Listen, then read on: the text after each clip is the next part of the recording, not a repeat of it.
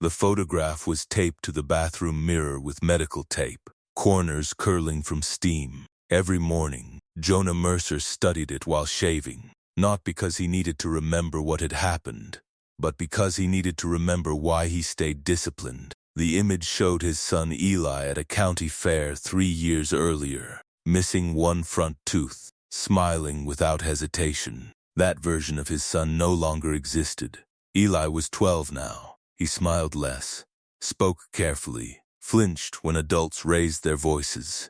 Before I tell you what happened next, subscribe the channel and let me know in the comments where are you watching from. It helps more than you know. Morning light filtered through the blinds of Jonah's apartment overlooking the harbor. Fishing boats moved slowly across the water, unbothered by the weight pressing into Jonah's chest.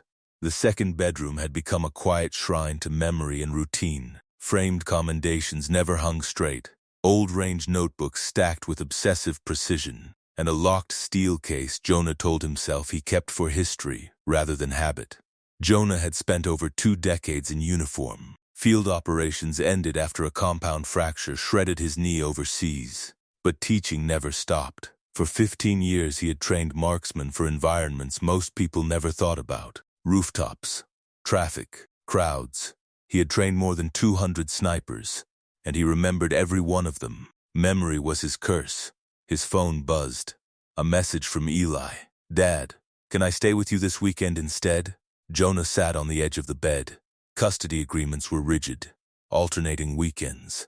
Court-approved schedules. This weekend belonged to his ex-wife's family. "What's wrong?" Jonah typed. 3 dots appeared, vanished, appeared again. "I don't want to be there." Jonah stood. His ex-wife, Marin, came from a family that wore authority like a uniform. Her father was retired law enforcement. Her brothers and cousins worked corrections, private security, prosecution support.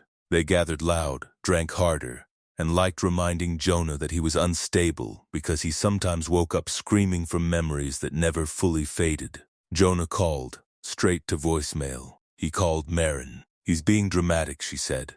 "Everyone's coming over. It'll be good for him." Jonah stared at the photograph on the mirror. "Did something happen?" he asked. Silence. Then, impatience. "Stop interrogating our child." The call ended. Thanksgiving passed with Jonah alone, running the shoreline until his knee screamed, then running farther anyway. He taught his evening course that night. 24 students. Advanced applications. The class where he stopped talking about theory and started talking about reality. When Jonah returned home, a padded envelope waited outside his door. No name, no return address. Inside was a small flash drive. Jonah didn't hesitate. The video opened on a backyard he recognized instantly. Stone pavers, a pool, an outdoor grill that had cost more than Jonah's car. Eli stood in the center, hands in his jacket pockets. 6 adults surrounded him, men Jonah had eaten dinner with. Men who had testified about Jonah's volatility in family court. The recording didn't shake. Whoever filmed it wanted clarity. The first shove looked casual. The second was not. They took turns. Not frantic, not angry, systematic. Someone laughed when Eli fell. Someone else told him to stand back up. Marin's voice drifted in from behind the camera. Calm, controlled. "Don't leave marks that show." Jonah watched until the end. Then he watched it again. Not because he needed to, because rage, like recoil, had to be managed. By dawn, Jonah had made 3 lists. The first was medical. The second was legal. The third had names, addresses, patterns. At 7 in the morning, Eli called. "Dad," he whispered, "can you come get me?" "I'm already outside," Jonah said. When Eli stepped onto the porch, the damage was worse than the video showed. Jonah did not cry. He did not shout. He carried his son inside the truck, drove to a clinic run by someone who still trusted him, and documented everything. That night, Jonah sat alone at the kitchen table, the city quiet beyond the glass. He had spent his life teaching discipline, precision, restraint, but some lessons weren't meant for classrooms, and some lines, once crossed by others, could not be uncrossed. Jonah looked at the final list. 48 hours was enough, if done correctly, and he always taught correctly. Time did what force could not. It softened the sharpest edges without erasing the memory of why they existed. Jonah settled into a rhythm that felt unfamiliar at first, then essential. Mornings began with quiet, breakfast without rushing, walks to school that did not feel like patrols. He learned which jokes made Eli laugh again and which questions still carried weight. He learned when to listen without correcting and when to speak without explaining. The city adjusted too. People who once filled rooms with confidence now chose corners. Invitations thinned, voices lowered. The absence of spectacle became the point. Nothing more happened because nothing more needed to. The court finalized everything in plain language. Custody arrangements were clear. Boundaries were firm. Jonah did not gloat. He did not threaten. He simply complied with the order the way he complied with every instruction that mattered. Completely. Marin kept her distance. When she spoke, it was measured and brief. There were apologies that did not ask for forgiveness, only acknowledgement. Jonah accepted the latter and left the rest where it belonged. At the annex, Jonah continued teaching. He did not reference the past. He never did. Instead, he refined the lessons he had always taught: planning without panic, decision-making without noise, responsibility without applause. The students noticed the difference. They always did. On the final day of the term, Jonah closed the door and stood at the front of the room without notes. "You've learned mechanics," he said. "You've learned patience. You've learned how to operate under pressure." He paused, letting the room settle. "What matters most is knowing why you act." A student raised a hand. "Sir, is there a line you won't cross?" Jonah nodded once. "Yes." Another voice followed. "How do you know where it is?" "You don't," Jonah said. "You decide it before you're tested." Silence followed. The kind that meant understanding had landed. "Here's the final lesson," Jonah continued. "The law is a structure. It's necessary. It keeps order. But it is not the same thing as justice. Justice is a responsibility. It belongs to those willing to protect the innocent when systems fail." He scanned the room. "If you confuse those two, you either become reckless or irrelevant." No one took notes. No one needed to. After dismissal, Jonah walked the long way home. He passed the harbor, watched the tide pull and release. Pull and release. Correction without destruction. Movement without chaos. At home, Eli waited with a backpack half-packed. "Science fair tomorrow," Eli said. "Can you come?" Jonah smiled. "I wouldn't miss it." The gymnasium buzzed the next evening with parents and projects. Baking soda volcanoes. Solar models. Bridges made of sticks and glue. Eli stood beside his display, explaining pressure and balance with careful confidence. Jonah watched from a few steps back.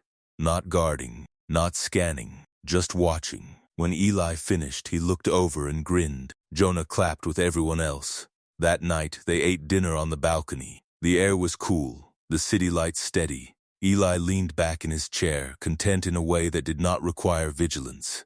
"Dad," he said, "are we done now?" Jonah considered the question honestly. "We're done with the hard part," he said. "The rest is living." Eli nodded, satisfied. Later, after Eli went to bed, Jonah stood alone for a while. He thought about the choices he had made, the weight they carried, and the restraint that kept them from becoming something else. He thought about the students who would carry those lessons into places Jonah would never see. Some truths would never be spoken aloud. They didn't need to be. Jonah turned off the lights, closed the door, and stood in the quiet. The photograph was no longer on the mirror. It rested in a drawer, not forgotten, just no longer required.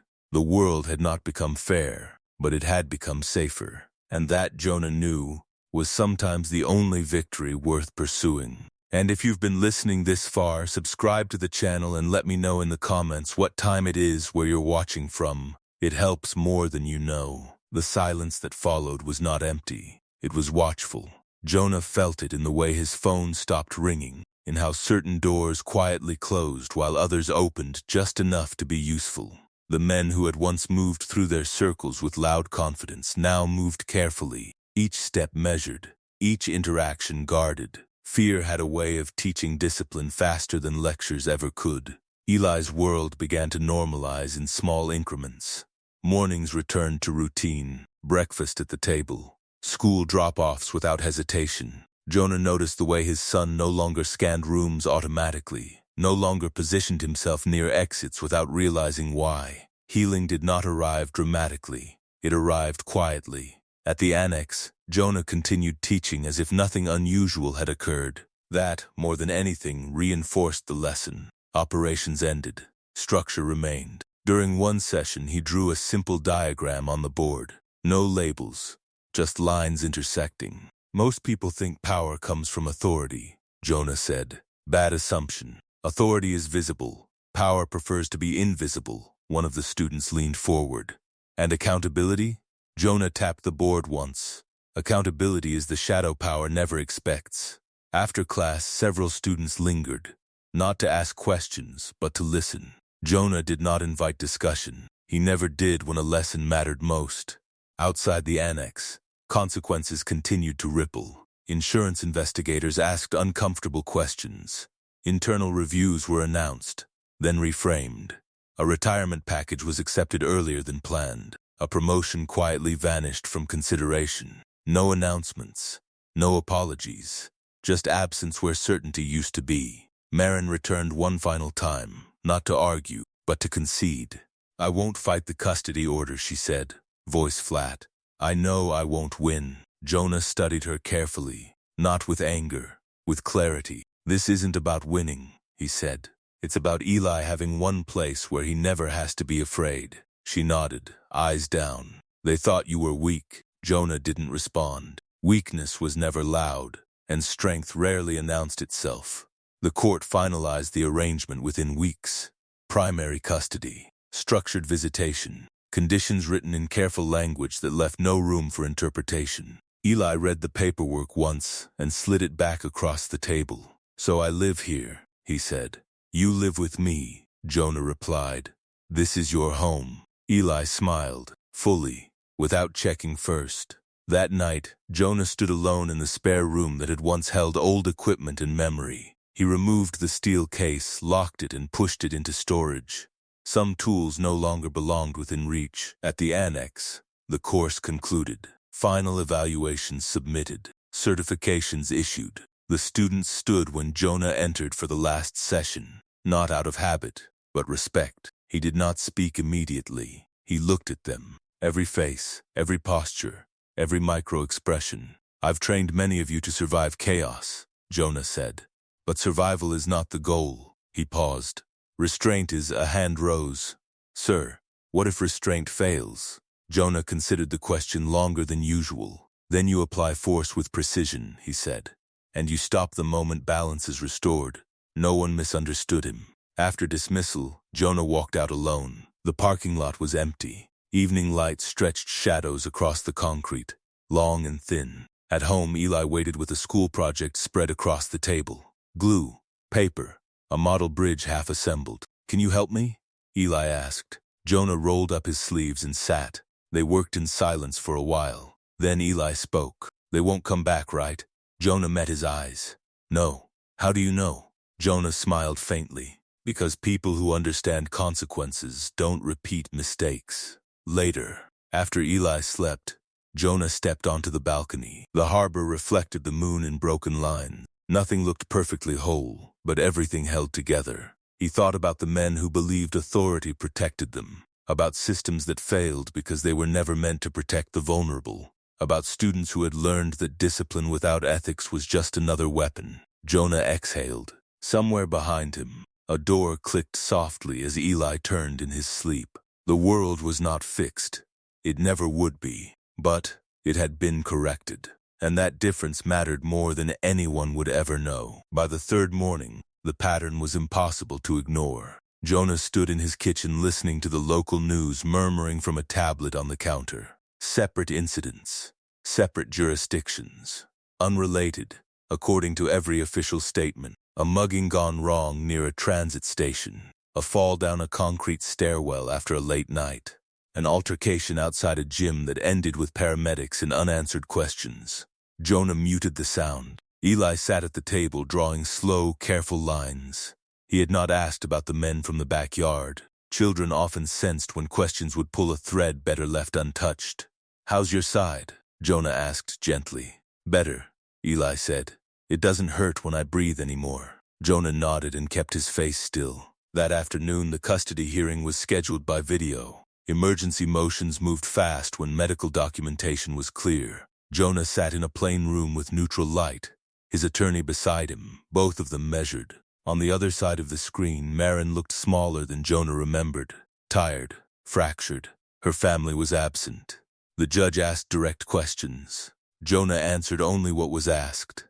Dates, times, reports. He did not speculate, he did not accuse. He let the evidence speak in its own blunt language. When the video was mentioned, Marin's attorney flinched. Has the court viewed it? The judge asked. Not yet, Jonah's attorney said. But we are prepared to submit it under seal. The judge paused. Considered. Temporary primary custody to the father, she said finally. Supervised visitation only until further review. Marin looked down. The call ended. Jonah exhaled for the first time in days. That evening he returned to the annex for class. The students were already seated, calm, focused, professional. Jonah did not reference the past 48 hours. He taught ballistics in confined spaces, then drifted into a discussion about accountability. Every action creates a wake, Jonah said. You don't always see it immediately, but it's there. A student raised a hand. Sir, how do you know when the wake is too big? Jonah met his gaze. When it starts pulling in people who didn't choose to be involved. No one spoke after that. The calls started the next day. First from a private attorney, polite and probing. Jonah declined comment. Then from a retired official who had once mentored him. The voice was careful, curious. Rough week, the man said. You could say that, Jonah replied. Anything I should know? Jonah chose his words. Only that my son is safe. The line went quiet. Then softer. Good. Jonah understood then that the boundary had been recognized. Not crossed. Not acknowledged openly, but respected. Over the following days, the fallout settled into quieter channels. Complaints were drafted and withdrawn. Reports were opened and quietly redirected. Each man from that backyard found himself explaining injuries to colleagues who suddenly did not want to listen. No one coordinated stories. No one compared notes. Fear did the work that force had finished. Marin came to Jonah's apartment one evening, standing stiffly in the doorway like a guest who knew she had overstayed her welcome long ago. They won't talk to me, she said. Not my brothers. Not my father. Jonah waited. They're scared, she added. And they're angry. They think this is your fault. Jonah looked past her to the hallway where Eli slept. They hurt our child, he said. This is the consequence of that. Marin's shoulders sagged. I didn't think they'd go that far. That's the problem, Jonah replied. You didn't think, she nodded, tears threatening but contained. What happens now? Now, Jonah said, we focus on Eli. She left without arguing. Weeks passed. The city returned to its usual rhythms. Jonah ran the shoreline again, slower now, his knee reminding him of limits. He cooked dinners. He helped with homework. Eli laughed more often, the sound cautious at first, then freer. At the annex, Jonah concluded the course. Evaluations were precise, performance metrics high. On the final day, he stood at the front of the room and looked at the faces he had trained. You'll hear people say the rules are everything, Jonah said. They're not. Judgment is. A student asked quietly, and if judgment costs you? Jonah considered. Then you decide what you're willing to pay. No one pressed further. That night, Jonah sat on the balcony with Eli, the harbor lights blinking on like a patient constellation. Dad, Eli said, tracing a line in the air. Are we okay now? Jonah put an arm around him. We are. Below them, a boat horn sounded. Somewhere else, a door closed. The world kept turning, indifferent and exacting. Jonah watched the lights and thought about balance. About how easily power hid behind uniforms and names. About how discipline, when chosen carefully, could be a shield instead of a weapon. Inside, Eli yawned and leaned against him. Jonah stayed there until the air cooled and the harbor quieted. Some lessons, he knew, did not end when the noise stopped. They settled in slowly, reshaping the ground beneath everything that came next. Jonah did not sleep. He sat at the kitchen table until sunrise, the city outside moving on schedules that had nothing to do with his. Cargo lights blinked in the harbor. A siren wailed somewhere and faded. He drank water, not coffee. Clear head. steady hand. Eli slept on the couch, wrapped in a blanket that smelled like detergent and hospital disinfectant. Jonah checked on him every half hour, the way he used to check perimeter lines on long nights overseas. Same rhythm, same purpose. By morning, the medical reports were complete, photographs cataloged, timestamps verified. The clinician had been careful, thorough, and silent. She had asked no questions that mattered, and Jonah had offered nothing extra. "Will they get in trouble?" Eli asked softly when he woke. Jonah knelt in front of him. "Some of them will," he said, "and some of them already have." It wasn't a lie. It just wasn't the whole truth. Jonah dropped Eli at school himself and waited until the bell rang. He watched until the doors closed and the courtyard emptied. Only then did he move. He drove to the training annex, a squat concrete building far from the main base, where classrooms were windowless and conversations stayed inside. His students arrived early, as they always did, not because they were ordered to, but because they understood what preparation looked like. There were 24 of them in this course, the best of the last decade. Jonah had trained over 200 snipers in his career, but these were the ones he remembered without notes. Different backgrounds, different temperaments, same discipline. He began class as usual: wind theory, urban angles, movement without attention. Then he paused. "Before we continue," Jonah said, voice even, "I need to talk about judgment." No one moved. "Everyone here knows how to pull a trigger," he continued. "That's not what makes you effective. What makes you effective is deciding when the rules no longer protect the innocent." He connected his tablet to the projector. He did not warn them. The video played. Jonah did not watch the screen. He watched his students. One leaned forward, elbows on knees. Another clenched a jaw hard enough to ache. One of them looked down, fists closed, breathing measured. No one spoke. When it ended, Jonah let the silence stretch until it became uncomfortable. "That's my son," he said. "That happened less than a week ago." A hand rose. "Sir," the student said carefully, "what do you want from us?" Jonah met his eyes. "I want to know who believes the law always delivers justice." Two hands went up, then one dropped. Jonah nodded. "Honest answers are useful." He tapped the screen again. A map appeared. Pins. No names. "I am not ordering anything," Jonah said. "I am presenting a scenario, a moral problem, one where the system is compromised by proximity and influence." Another hand. "Are there parameters?" "Yes," Jonah said. "No fatalities, hospitalization minimum, no lasting damage, no connections to this room, no patterns." "And time frame?" someone asked. 48 hours, Jonah replied. No one asked why. He distributed folders. Each contained routines, locations, habits. Nothing illegal, nothing obtained unlawfully. Jonah had spent years teaching them how to see what others ignored. Public information, assembled correctly, was more powerful than secrets. "You choose whether to open it," Jonah said. "If you do, you choose how to act." Every folder opened. They didn't cheer. They didn't rush. They planned. Jonah left them to it. That afternoon, he filed for emergency custody. He attached the medical documentation. He did not include the video yet. Some cards were better kept unplayed until the table was set. That evening, Marin called. "You took him without permission," she said, voice tight. "I took him to a doctor," Jonah replied. "And to school? You're overreacting." Jonah almost laughed. "Almost. Your family recorded a felony," he said calmly. "I suggest you speak to counsel." The line went dead. The first message arrived the next morning. Package delivered. No details. No explanation. Jonah deleted it. The second came 3 hours later. Then another. Different cities, different times, different methods. Bar fights, parking garages, stairwells, slips and falls witnessed by no one who mattered. By the end of the first day, 3 of the men from that backyard video were in separate hospitals, each insisting they had no idea what happened.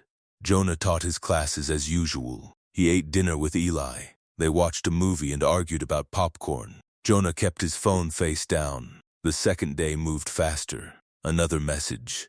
Then another. By nightfall, there were no names left on the list. Jonah poured a glass of water and stood on the balcony, the air cool against his face. He felt no rush, no triumph, just a grim sense of balance returning. At dawn, his phone rang, a number he recognized. "Tell them to stop," Marin's father said, voice hoarse. "I don't know how you're doing this, but it ends now." Jonah closed his eyes. "It already has," he said. There was silence on the line, then a softer voice. "Afraid. What do you want?" Jonah looked inside, where Eli slept peacefully for the first time in days. "I want my son safe," Jonah said. "And I want you to understand something." "What?" "That this was restraint." He ended the call. Jonah returned inside, checked the locks, and sat beside his son until morning. Outside, the city kept moving. Inside, something old and heavy finally shifted, and the people who had believed themselves untouchable began to understand what it meant to be seen.